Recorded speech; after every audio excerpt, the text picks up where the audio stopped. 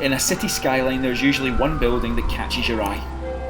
In the storyline of the Bible, the cross of Jesus is that central feature. The Old Testament points towards Jesus, while the New looks back to the cross and forward to Jesus' return. For instance, when Isaiah writes about the suffering servant of the Lord, and then we read about Jesus in the Gospels, we discover that he is that servant. To get our focus right, we need to turn our eyes to the suffering servant and keep them there. It's also in the coming of Jesus that the promise to Abraham that all the families of the earth will be blessed finds its fulfillment. In his letter to the Colossians, the Apostle Paul reflects on how this works. His words help us understand both what's going on in Genesis and in the coming of Jesus.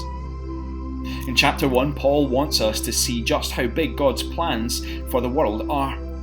Paul declares that Jesus is the image of the invisible God, the creator of all things and preeminent in everything, because in him all the fullness of God was pleased to dwell, and through him to reconcile to himself all things, whether on earth or in heaven, making peace by the blood of his cross.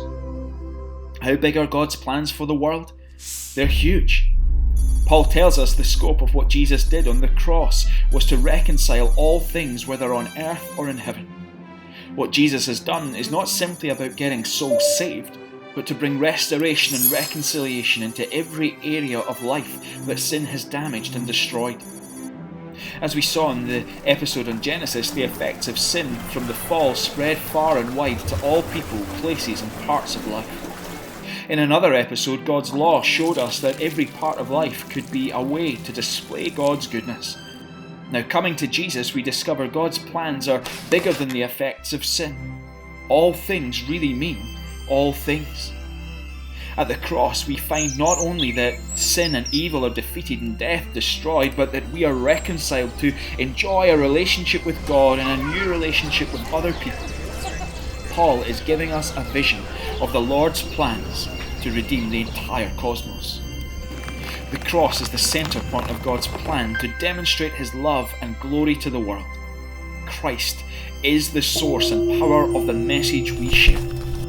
God desires to see this all-encompassing salvation lived out before every creature under heaven. And for us, that means we need to treasure the reconciliation of the cross of Christ more and more deeply ourselves.